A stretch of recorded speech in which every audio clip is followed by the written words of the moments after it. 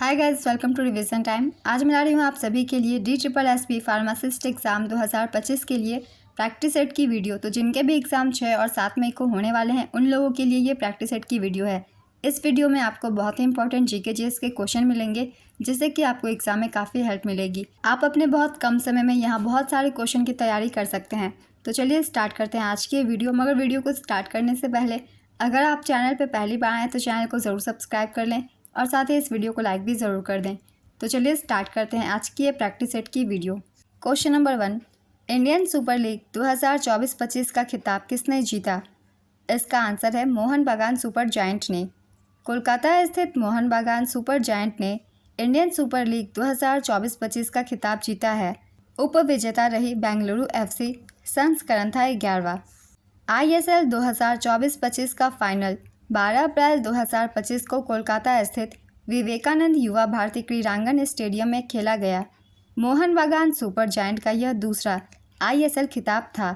इससे पहले उन्होंने 2022-23 में ATK मोहन बागान के रूप में इसे जीता था। ISL 2024-25 के पुरस्कार विजेताओं के नाम हैं। गोल्डन बूट का पुरस्कार सत्र में सबसे ज़्यादा गोल करने वाले खिलाड़ी को दिया जाता है और इस बार ये अलाउद्दीन अजराई को दिया गया। इन्होंने 23 गोल किए थे। गोल्डन ग्लव सर्वश्रेष्ठ गोलकीपर को दिया जाता है और इस बार दिया गया विशाल कैथ को। ये मोहन बागान सुपर जायंट से थे। गोल्डन बॉल प्रतियोगिता का सर्वश्रेष्ठ खिलाड़ी को दिया जाता है। ये दिया गया अलाउद्दीन अजराई को। ये नॉर्थ ईस्ट यूनाइटेड FC से थे। लीग के उभरते खिलाड़ी ब्रिसन फर्नांडिस को दिया गया। ये FC गोवा से थे। Best grassroots programme Jamshedpur FC को दिया गया। Best elite youth programme Punjab FC को दिया गया। इंडियन सुपर लीग भारत में एक प्रमुख पेशेवर क्लब आधारित फुटबॉल लीग है जिसकी शुरुआत 2014 में हुई थी। देखिए, एग्ज़ाम में अब क्वेश्चन कहीं से भी पूछ लिए जाते हैं किसी भी पॉइंट से, इसलिए मैंने जितने भी टॉपिक लिए सबसे रिलेटेड कुछ इंपॉर्टेंट पॉइंट्स लिखा है जिसे आप सब ध्यान से सुनिएगा, क्योंकि एग्ज़ाम में कहाँ से क्वेश्चन पूछ लिए जाए ये पता नहीं होता। तो चलिए अब दूसरे क्वेश्चन को देखते हैं। महेंद्र वर्मन प्रथम किस राजवंश से संबंधित था जिसे पुलकेशिन द्वितीय ने हराया था? इसका आंसर है पल्लव वंश। महेंद्र वर्मन प्रथम पल्लव राजवंश के शासक थे। वे 600 से 630 ईस्वी के बीच शासन करते थे। वे सिंह विष्णु के पुत्र और उत्तराधिकारी थे। महेंद्र वर्मन प्रथम ने भारत के वर्तमान आंध्र प्रदेश के दक्षिणी हिस्से और तमिलनाडु के उत्तरी हिस्से पर शासन किया था। उन्होंने मतविलास प्रहसन की रचना की थी। पल्लव राजवंश की राजधानी कांचीपुरम थी। पल्लव राजा महेंद्र वर्मन प्रथम को पुलकेशिन द्वितीय ने हराया था। पुल्लुर की लड़ाई चालुक्य राजा पुलकेशिन द्वितीय और पल्लव राजा महेंद्र वर्मन प्रथम के बीच पुल्लुर या पोलिलुर शहर में लगभग 618 से 619 के बीच लड़ी गई थी।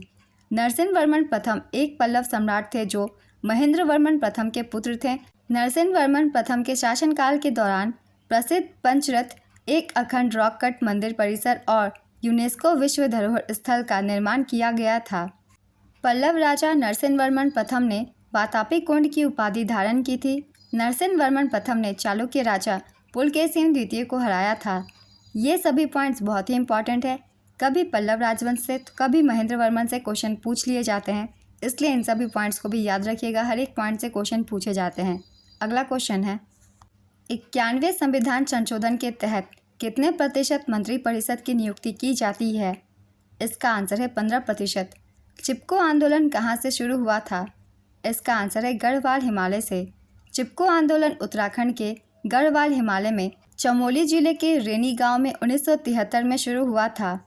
नेक्स्ट क्वेश्चन, हिमालय की सर्वाधिक चौड़ाई कहाँ पर है? इसका आंसर है पश्चिमी भाग में। नमन पुरस्कार 2025 में सर्वश्रेष्ठ अंतर्राष्ट्रीय महिला क्रिकेटर का पुरस्कार किसे दिया गया? इसका आंसर है स्मृति मंधाना को। BCCI ने 2025 के नमन पुरस्कार में जसप्रीत बुमराह और स्मृति मंधाना को सर्वश्रेष्ठ अंतर्राष्ट्रीय क्रिकेटर का पुरस्कार दिया, जबकि सचिन तेंदुलकर को लाइफ टाइम अचीवमेंट पुरस्कार से सम्मानित किया गया। नेक्स्ट क्वेश्चन, अलीवर्दी खान की मृत्यु के बाद बंगाल का नवाब बना? इसका आंसर है सिराजुद्दौला। 1740 में अलीवर्दी खान बंगाल, बिहार और उड़ीसा का नया नवाब बना। 1756 में अलीवर्दी खान की मृत्यु के बाद सिराजुद्दौला बंगाल का शासक बना। बंगाल के पहले नवाब मुर्शिद कुली खान थे। मुर्शिद कुली खान नासिरी राजवंश से पहले बंगाल के नवाब थे। उन्होंने 1717 से 1727 तक शासन किया था। फ़र्रुखसियर ने उन्हें 1717 में मुर्शिदाबाद का नवाब निज़ाम के रूप में नियुक्त किया। सरफराज खान नासिरी वंश से बंगाल के तीसरे नवाब थे। अलीवर्दी खान अफसार वंश से बंगाल का नवाब था। मीर कासिम नस्वी वंश से बंगाल के दूसरे नवाब थे। तो इन सभी के नाम आप सब याद रखिएगा, क्योंकि इन सब से बहुत सारे क्वेश्चन पूछे जाते हैं आरआरबी के एग्ज़ाम में। अगला क्वेश्चन है, भारतीय संविधान में 11वां मौलिक कर्तव्य कब जोड़ा गया? इसका आंसर है वर्ष 2002 में। 86वें संविधान संशोधन अधिनियम 2002 के द्वारा संविधान में 11वां मौलिक कर्तव्य जोड़ा गया। 11वां मौलिक कर्तव्य 6 से 14 वर्ष की आयु के बीच के बच्चों को शिक्षा के अवसर प्रदान करता है। जब 11वां मौलिक कर्तव्य जोड़ा गया उस वक्त भारत के प्रधानमंत्री अटल बिहारी वाजपेयी थे। प्रारंभ में संविधान में केवल 10 मौलिक कर्तव्य थे। भारत के संविधान में मौलिक कर्तव्यों का उल्लेख अनुच्छेद 51A में किया गया है। मूल संविधान में मौलिक कर्तव्यों की कोई सूची नहीं थी। 42वें संवैधानिक संशोधन अधिनियम 1976 द्वारा भारतीय संविधान में मौलिक कर्तव्यों को जोड़ा गया। 42वें संविधान संशोधन द्वारा भारतीय संविधान में भाग 4A और अनुच्छेद 51A को जोड़ा गया था।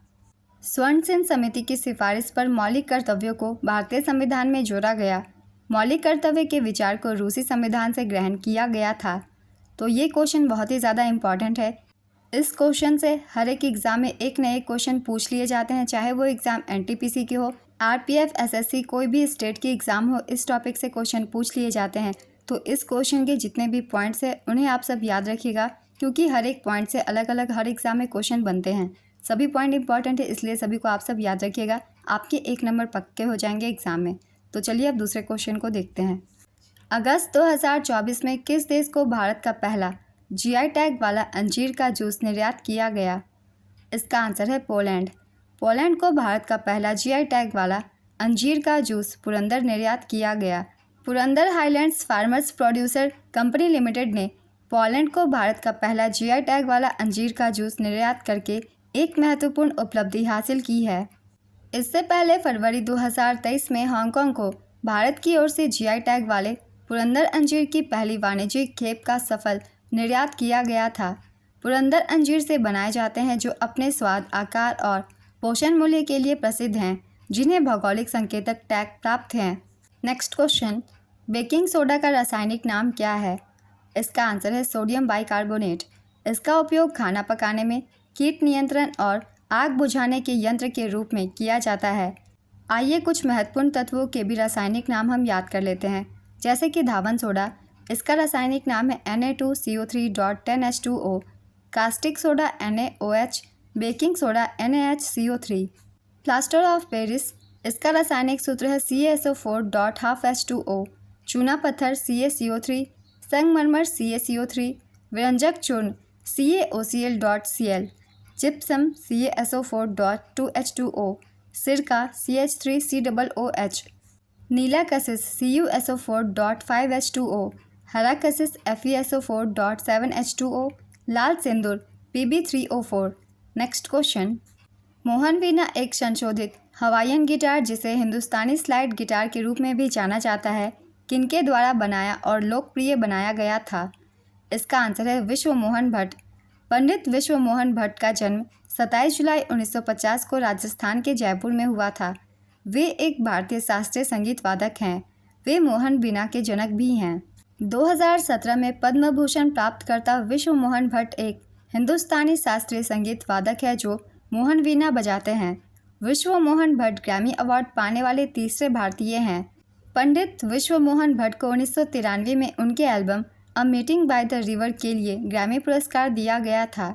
नेक्स्ट क्वेश्चन, किस बैंक ने हर घर लखपति योजना शुरू किया? इसका आंसर है SBI।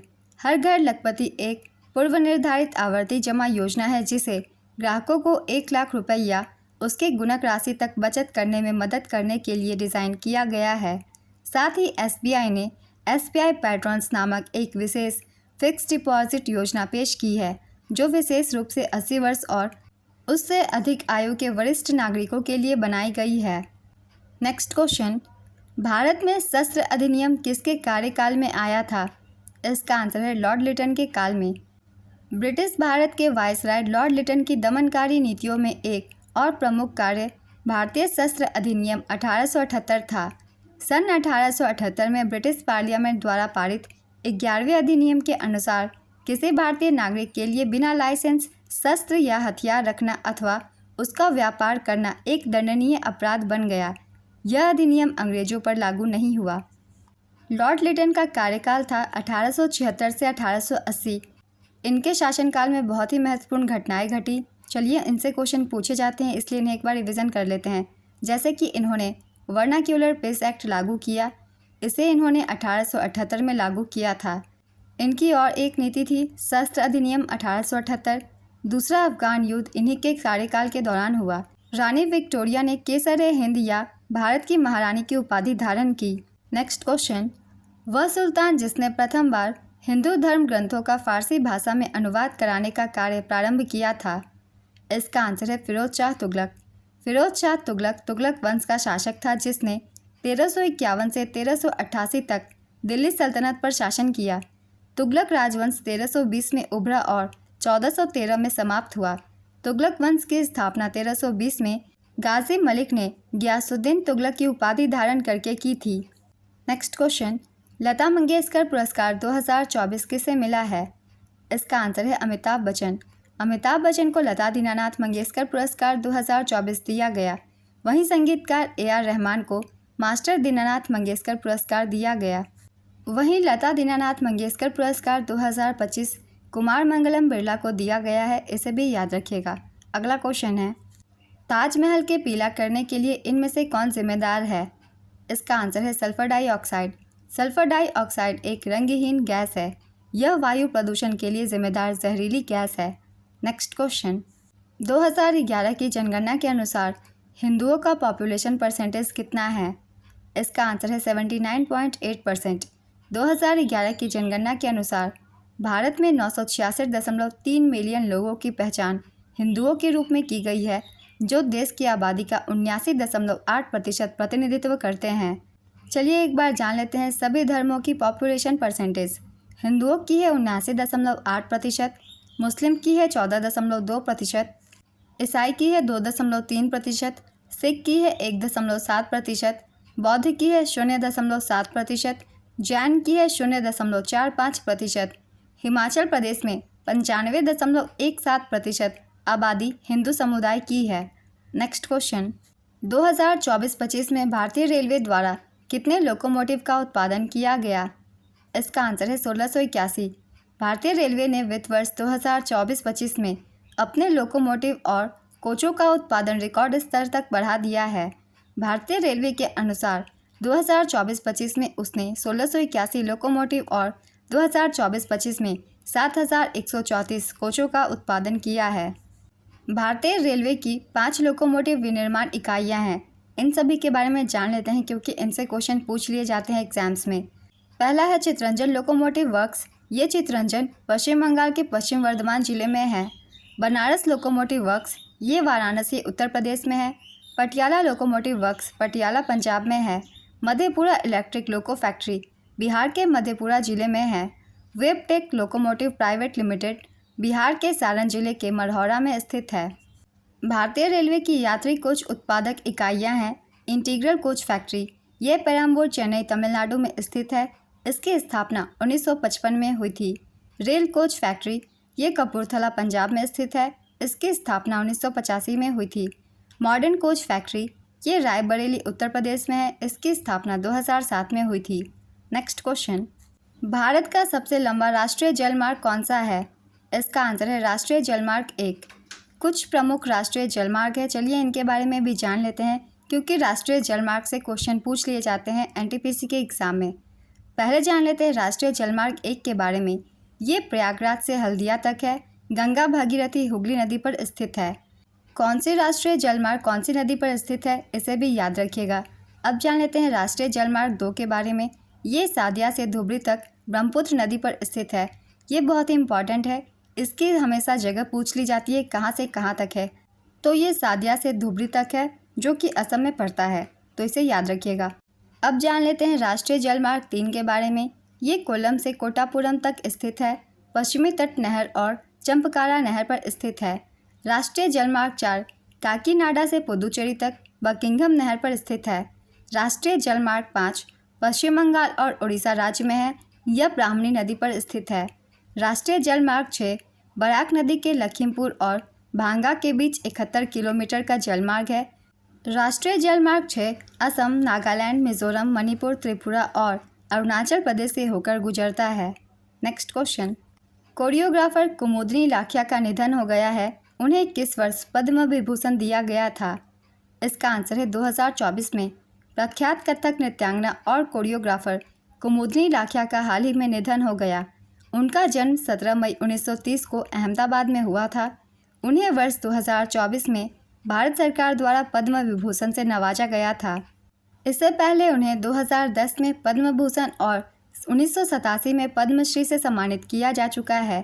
कुमुदनी लाखिया ने 1964 में अहमदाबाद में कदम सेंटर फॉर डांस की स्थापना की थी। नेक्स्ट क्वेश्चन, द गाइड पुस्तक के लेखक कौन है? इसका आंसर है आर के नारायण। द गाइड 1958 में भारतीय लेखक आर के नारायण द्वारा अंग्रेजी में लिखा गया एक उपन्यास है। इस उपन्यास के लिए आर के नारायण को 1960 में अंग्रेजी के लिए पहला साहित्य अकादमी पुरस्कार दिया गया था। मालगुडी डेज भी आर के नारायण के द्वारा लिखा गया है। नेक्स्ट क्वेश्चन, बैडमैन किसकी आत्मकथा है? इसका आंसर है गुलशन ग्रोवर। रुद्रवीणा किस परंपरा से संबंधित है? इसका आंसर है ध्रुपद शैली से। राष्ट्रपति की अध्यादेश बनाने की शक्ति किस अनुच्छेद से संबंधित है? इसका आंसर है अनुच्छेद 123 से। लैंड का पूर्ण रूप क्या है? इसका आंसर है local area network. NaCl sodium chloride का मोलर द्रव्यमान कितना होता है? इसका आंसर है 58.44 ग्राम पर मोल। हिमालय की अधिकतम चौड़ाई किस राज्य या केंद्र शासित प्रदेश में पाई जाती है? इसका आंसर है जम्मू कश्मीर में। हिमालय की सबसे अधिक चौड़ाई जम्मू कश्मीर में है, जहां यह लगभग 400 किलोमीटर तक फैली हुई है। वहीं पूर्वी भाग में अरुणाचल प्रदेश में इसकी चौड़ाई कम होकर 150 किलोमीटर रह जाती है। नेक्स्ट क्वेश्चन, 2025 में वैश्विक मारक क्षमता सूचकांक ग्लोबल फायर पावर इंडेक्स में भारत को कौन सा स्थान दिया गया? इसका आंसर है चौथा। इस सूची में अमेरिका पहले, रूस दूसरे, चीन तीसरे और भारत चौथे स्थान और दक्षिण कोरिया 5वें स्थान पर रहा। नेक्स्ट क्वेश्चन, गोबर गैस में मुख्य रूप से कौन सी गैस होती है? इसका आंसर है CH4 यानी कि मीथेन। जब एक अम्ल धातु ऑक्साइड के साथ अभिक्रिया करता है तो क्या बनता है? इसका आंसर है लवण और जल। उत्तराखंड के देहरादून में 38वें राष्ट्रीय खेलों का उद्घाटन किसने किया था? इसका आंसर है प्रधानमंत्री नरेंद्र मोदी ने। चलिए एक बार जान लेते हैं 38वें राष्ट्रीय खेल 2025 से सारे इंपॉर्टेंट पॉइंट्स, क्योंकि ये बहुत ही इंपॉर्टेंट टॉपिक है। इससे एक न एक क्वेश्चन पूछे जा सकते हैं। प्रधानमंत्री नरेंद्र मोदी ने 28 जनवरी 2025 को उत्तराखंड में देहरादून के महाराणा प्रताप स्टेडियम में 38वें राष्ट्रीय खेलों का उद्घाटन किया। यहाँ आप सब ध्यान दीजिएगा, प्रधानमंत्री नरेंद्र मोदी ने उद्घाटन किया था और महाराणा प्रताप स्टेडियम में। इसका आयोजन उत्तराखंड में किया गया था। मुख्य स्थल थी राजीव गांधी अंतर्राष्ट्रीय स्टेडियम देहरादून। इसका आयोजन 28 जनवरी से 14 फरवरी 2025 तक किया गया। शुभंकर का नाम था मौली या मोनाल। मशाल का नाम तेजस्विनी। टैगलाइन थी संकल्प से शिखर तक। सर्विसेज स्पोर्ट्स कंट्रोल बोर्ड या सेना की टीम ने पदक तालिका में शीर्ष स्थान हासिल कर 5वीं बार राजा भालिंदर सिंह ट्रॉफी जीती। यहाँ आप सब राजा भालिंदर सिंह ट्रॉफी को याद रखिएगा। ये राष्ट्रीय खेल में दिए जाते हैं और जो पदक तालिका में सबसे पहले स्थान पे होता है उसी टीम को दिया जाता है। तो अब हम देख लेते हैं पदक तालिका। पदक तालिका में पहले स्थान पे सर्विसेज रही। इसने 121 पदक जीते, 68 गोल्ड, 26 सिल्वर और 27 ब्रोंज। दूसरे स्थान पे महाराष्ट्र ने 201 पदक जीते, 54 गोल्ड, 71 सिल्वर और 76 ब्रोंज। तीसरे स्थान पे हरियाणा 153 पदकों के साथ 48 गोल्ड, 47 सिल्वर और 58 ब्रोंज। चौथे स्थान पे मध्य प्रदेश रही। इसने 82 पदक जीते, 34 गोल्ड, 26 सिल्वर और 22 ब्रोंज। पाँचवें स्थान पे कर्नाटक 80 पदक, 34 गोल्ड, 18 सिल्वर और 28 ब्रोंज। 39वें राष्ट्रीय खेल का आयोजन 2027 में मेघालय में किया जाएगा। भारत में पहली बार राष्ट्रीय खेल 1924 में लाहौर में आयोजित किए गए थे। 37वें राष्ट्रीय खेलों का आयोजन 2023 में गोवा में हुआ था। इसे भी याद रखिएगा। अगला क्वेश्चन है, वर्ष 2024 में मेजर ध्यानचंद खेल रत्न पुरस्कार के लिए किसे चुना गया? इसका आंसर है हरमनप्रीत सिंह, मनु भाकर, डी गुकेश और प्रवीण कुमार को। मेजर ध्यानचंद खेल रत्न पुरस्कार विजेताओं की संख्या है 4। इन चारों के नाम है मनु भाकर, इनका संबंध निशानेबाजी से है। गुकेश डी, इनका संबंध शतरंज से है। हरमनप्रीत सिंह, इनका संबंध हॉकी से है। और प्रवीण कुमार, ये पैरा एथलेटिक्स से हैं। तो चलिए अब हम जान लेते हैं राष्ट्रीय खेल पुरस्कार 2025 से रिलेटेड सारे पॉइंट्स। मेजर ध्यानचंद खेल रत्न पुरस्कार विजेताओं की संख्या है 4। अर्जुन पुरस्कार 2024 के विजेताओं की संख्या है 32 और 2 को अर्जुन पुरस्कार लाइफ टाइम अचीवमेंट अवार्ड दिया गया। द्रोणाचार्य पुरस्कार विजेताओं की संख्या है 3 और 2 को लाइफ टाइम अचीवमेंट अवार्ड दिया गया। राष्ट्रीय खेल प्रोत्साहन पुरस्कार 1 को दिया गया। मौलाना अबुल कलाम आज़ाद ट्रॉफी 3 को दी गई। तो ये सभी पॉइंट्स को याद रखिएगा, बहुत ही इंपॉर्टेंट है हर एग्ज़ाम के लिए। नेक्स्ट क्वेश्चन, 1527 में कौन सा युद्ध हुआ था? इसका आंसर है खानवा का युद्ध। खानवा का युद्ध 16 मार्च 1527 को बाबर एवं मेवाड़ के राणा सांगा के मध्य लड़ा गया। खानवा के युद्ध के परिणाम के रूप में जाना जाने वाला चंदेरी का युद्ध 29 जनवरी 1528 को बाबर और मेदिनी राय खंगार के बीच लड़ा गया था। इस युद्ध में मेदिनी राय खंगार की पराजय हुई। Next question, Ramnath V Raghavan किस संगीत वाद्ययंत्र से संबंधित है? इसका आंसर है मृदम। रामनाथ वी राघवन एक प्रसिद्ध मृदम वादक थे जिन्होंने 1970 से 75 तक वेस्लेयन विश्वविद्यालय में artist in residence in music के रूप में काम किया और फिर 1988 से 2000 से दक्षिण भारतीय ढोल बजाना सिखाया। उनका जन्म मदुरै, तमिलनाडु, भारत में हुआ था। चलिए कुछ और वाद्य यंत्रों और इनके वादक के बारे में जान लेते हैं, जैसे कि टी.एच. विनायकम, इनका संबंध घटम से है। उस्ताद असद अली खान रुद्रवीणा से संबंधित है। पंडित रविशंकर सितार से, पंडित राम नारायण सारंगी से, अमजद अली खान सरोद से, बिस्मिल्लाह खान सहनाई से, हरिप्रसाद चौरसिया बांसुरी से और उस्ताद जाकिर हुसैन, इनका संबंध तबला से है। नेक्स्ट क्वेश्चन, मौसमी संबंधी घटनाएं कौन से मंडल में होती है? इसका आंसर है क्षोभ मंडल में। पृथ्वी के वायुमंडल की सबसे निचली परत यानी क्षोभ मंडल में मौसम संबंधी घटनाएं होती है। क्षोभ मंडल वायुमंडल का सबसे गीला हिस्सा है। क्षोभ मंडल में जल वाष्प और एरोसोल का कुल द्रव्यमान 99% होता है। वायुमंडल की अन्य परतें हैं समतापमंडल, thermosphere, mesosphere, exosphere. Next question, Niti Aayog की वित्तीय स्वास्थ्य सूचकांक 2025 में कौन सा राज्य शीर्ष पर है? इसका आंसर है उड़ीसा। वित्तीय स्वास्थ्य सूचकांक 2025 इसकी जारी करता है नीति आयोग। इस बार का संस्करण है पहला। शीर्ष 3 राज्य हैं उड़ीसा, छत्तीसगढ़ और गोवा। सूचकांक 2022-23 की वित्तीय वर्षों के आधार पर राज्य के प्रदर्शन को ध्यान में रखता है। प्रदर्शन के आधार पर राज्यों को 4 समूहों में बांटा गया है। पहली श्रेणी है जीवा राज्यों की, इसमें 1 से 5 तक की रैंकिंग की गई है और इन राज्यों के नाम है उड़ीसा, छत्तीसगढ़, गोवा, झारखंड और गुजरात। दूसरी श्रेणी है फ्रंट रनर की, इसमें 6 से 10 तक की रैंकिंग की गई है और इस रैंकिंग वाले राज्य हैं महाराष्ट्र, उत्तर प्रदेश, तेलंगाना, मध्य प्रदेश और कर्नाटक। अगली श्रेणी है परफॉर्मर की, इसमें 11 से 14 तक की रैंक की गई है और इसके राज्य हैं तमिलनाडु, राजस्थान, बिहार और हरियाणा। चौथी श्रेणी है एस्पिरेशनल, इसमें 15 से 18 तक की रैंक की गई है और इन राज्यों की रैंक है केरल, पश्चिम बंगाल, आंध्र प्रदेश और पंजाब। रिपोर्ट 5 प्रमुख उप सूचकांकों के आधार पर 18 प्रमुख राज्यों के वित्तीय स्वास्थ्य का व्यापक मूल्यांकन करती है। ये आधार हैं व्यय की गुणवत्ता, राजस्व जुटाना, वित्तीय विवेक, ऋण सूचकांक, ऋण स्थिरता। नेक्स्ट क्वेश्चन, ई कृष्णा अय्यर किस नृत्य से संबंधित है? इसका आंसर है भरतनाट्यम। पंचा रेड्डी भारत के किस शास्त्रीय नृत्य से संबंधित है? इसका आंसर है कुचिपुड़ी। भारत सरकार के संस्कृति मंत्रालय ने 21 से 31 जुलाई 2024 तक किस योजना की शुरुआत की थी? इसका आंसर है प्रोजेक्ट परी। प्रोजेक्ट परी, जिसका पूरा नाम है पब्लिक आर्ट ऑफ इंडिया, की शुरुआत 40वें विश्व धरोहर समिति की बैठक के दौरान संस्कृति मंत्रालय ने की थी।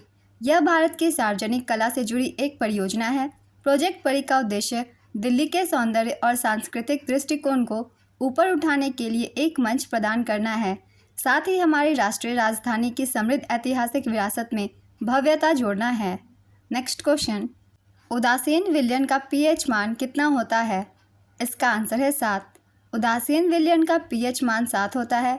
पीएच स्केल का वह पैमाना जो किसी पदार्थ की अम्लता या क्षारीयता को उसके विलयन में हाइड्रोजन आयनों की सांद्रता के आधार पर व्यक्त करता है। पीएच स्केल की खोज सोरेनसेन ने की थी। पीएच स्केल की रेंज 0 से 14 तक की होती है। यदि पीएच की वैल्यू अगर 7 से कम होती है तो इसका मतलब होता है कि वह विलयन अम्लीय है। यदि पीएच की वैल्यू 7 से ज़्यादा है तो इसका मतलब होता है कि वह विलयन क्षारीय है। यदि पीएच का मान 7 के बराबर है तो विलयन उदासीन है। शुद्ध पानी का पीएच मान 7 होता है। सामान्य रक्त का पीएच मान 7.35 से 7.45 तक का होता है, जिसका मतलब है कि रक्त एक क्षारीय विलयन है। आंसुओं का पीएच मान 6.5 से 7.6 होता है। जठर रस का पीएच मान 2 से 5 के बीच होता है और यह थोड़ा अम्लीय होता है। मानव शरीर का आदर्श पीएच 7.35 और 7.45 के बीच होता है। पीएच वास्तव में पानी में मुक्त हाइड्रोजन और हाइड्रोक्सिल आयनों की सापेक्ष मात्रा की माप है। नेक्स्ट क्वेश्चन, गणगौर त्यौहार किस राज्य में मनाया जाता है? इसका आंसर है राजस्थान। 1885 में WC बनर्जी किस पार्टी के अध्यक्ष थे? इसका आंसर है कांग्रेस। दिसंबर 1885 में कांग्रेस पार्टी की स्थापना के बाद व्योमेश चंद्र बनर्जी इसके पहले अध्यक्ष बने। कांग्रेस पार्टी के वर्तमान अध्यक्ष हैं मल्लिकार्जुन खड़गे। नेक्स्ट क्वेश्चन, उत्तर भारत के मैदान की सबसे लंबी नदी कौन सी है? इसका आंसर है गंगा नदी। भारत का प्रथम नागरिक कौन होता है? इसका आंसर है राष्ट्रपति। अनुच्छेद 52 कहता है कि भारत का एक राष्ट्रपति होगा। राष्ट्रपति को भारत के प्रथम नागरिक के रूप में माना जाता है क्योंकि वह हमारे देश का प्रतिनिधित्व करते हैं। नेक्स्ट क्वेश्चन, मास्टर रैंक और सेलर मास्टर किस सेना का पद होता है? इसका आंसर है नेवल ऑफिसर का। सुश्री दीक्षा डागर को अर्जुन पुरस्कार 2024 किस खेल में मिला है? इसका आंसर है गोल्फ में। काकोरी षड्यंत्र कांड कब हुआ था? इसका आंसर है 9 अगस्त 1925 को। काकोरी षड्यंत्र या काकोरी ट्रेन एक्शन 9 अगस्त 1925 को हुआ था। यह घटना उत्तर प्रदेश के काकोरी गांव में घटी थी। यह एक राजनीतिक डकैती थी। इस घटना को हिंदुस्तान रिपब्लिक एसोसिएशन ने अंजाम दिया था। इस घटना में ट्रेन में लदे सरकारी खजाने को लूटा गया। इस डकैती में जर्मनी में बनी मॉजर पिस्टल का इस्तेमाल किया गया था। इस घटना में राम प्रसाद बिस्मिल, अशफाकुल्ला खान, रोशन सिंह और राजेंद्र लाहिड़ी जैसे क्रांतिकारी शामिल थे। इस घटना में अशफाकुल्ला खान के नेतृत्व में ट्रेन रोकी गई थी। इन सभी को मौत की सज़ा सुनाई गई थी। राम प्रसाद बिस्मिल को 19 दिसंबर 1927 को गोरखपुर जेल में, अशफाकुल्ला खान को फैज़ाबाद जेल में और ठाकुर रोशन सिंह को नैनी इलाहाबाद जेल में फांसी दी गई थी और राजेंद्र लाहिड़ी को उत्तर प्रदेश के गोंडा जिले में फांसी दी गई थी। इस घटना के दौरान भारत के वायसराय लॉर्ड रीडिंग थे। नेक्स्ट क्वेश्चन, पुनरुद्धारण की क्रिया किन जीवों में होती है? इसका आंसर है हाइड्रा और प्लेनेरिया में। कौन अपना आकार बदलता रहता है? इसका आंसर है अमीबा। पेरिस ओलंपिक 2024 में भारत के कितने खिलाड़ियों ने भाग लिया? इसका आंसर है 117, जिसमें 70 पुरुष थे और 47 महिलाएं। पेरिस ओलंपिक 2024 इसका आयोजन पेरिस, फ्रांस में किया गया था। 26 जुलाई से 11 अगस्त 2024 तक। संस्करण था 33वां। शुभंकर का नाम था फ्रीजियन कैप। ध्वजवाहक थे शरद कमल और PV सिंधु। ध्वजवाहकों के नाम याद रखिएगा क्योंकि ध्वजवाहक से बहुत सारे एग्जाम में क्वेश्चन पूछ लिए जाते हैं। भारतीय दल के स्पॉन्सर थे अदानी ग्रुप। गगन नारंग को सेफ डी मिशन बनाया गया था। पूर्व winter Olympic Shiva Keshavan deputy safe D mission बनाया गया था। IOC सदस्य और रिलायंस फाउंडेशन की संस्थापक नीता अंबानी ने पेरिस 2024 ओलंपिक में इंडिया हाउस का उद्घाटन किया, जो ओलंपिक खेलों में भारत का पहला कंट्री हाउस था। पेरिस ओलंपिक में ड्रेसेस में भारत का प्रतिनिधित्व करने के लिए EFI ने अनुज अग्रवाल को चुना।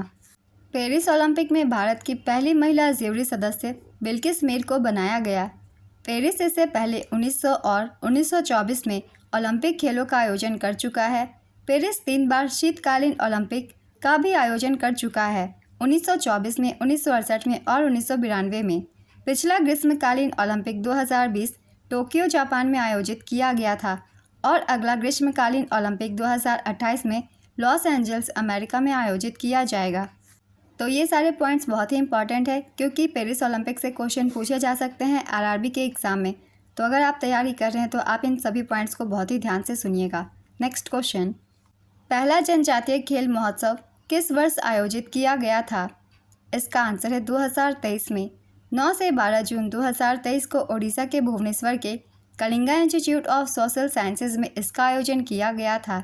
इस जनजातीय खेल महोत्सव में ओडिशा पुरुष और महिला दोनों वर्गों में समग्र चैंपियन रहा। कर्नाटक ओवरऑल इवेंट में प्रथम उपविजेता रहा, जबकि झारखंड ओवरऑल इवेंट में द्वितीय उपविजेता रहा। नेक्स्ट क्वेश्चन, किस अधिनियम को भारत के संविधान का मूल आधार माना जाता है? इसका आंसर है भारत सरकार अधिनियम 1935। भारत के संविधान का प्रमुख स्रोत 1935 का अधिनियम है। नेक्स्ट क्वेश्चन, सशस्त्र सीमा बल किन देशों की सीमाओं पर सुरक्षा के लिए उत्तरदायी है? इसका आंसर है नेपाल और भूटान। नेपाल और भूटान की सीमाओं को सशस्त्र सीमा बल द्वारा संरक्षित किया जाता है। बीएसएफ के पास भारत म्यांमार सीमा, पाकिस्तान और बांग्लादेश के साथ सीमा की रक्षा करने की जिम्मेदारी है। चीन के साथ भारत की सीमा आईटीबीपी द्वारा संरक्षित है। भारत बांग्लादेश सीमा की सुरक्षा सीमा सुरक्षा बल करती है। भारत म्यांमार सीमा रेखा की सुरक्षा असम राइफल्स करती है। नेक्स्ट क्वेश्चन, सरकार का प्रमुख या धुरी किसे माना जाता है? इसका आंसर है प्रधानमंत्री। भारत के प्रथम प्रधानमंत्री जवाहरलाल नेहरू को प्रधानमंत्री को सरकार की धुरी के रूप में वर्णित करने का श्रेय दिया जाता है।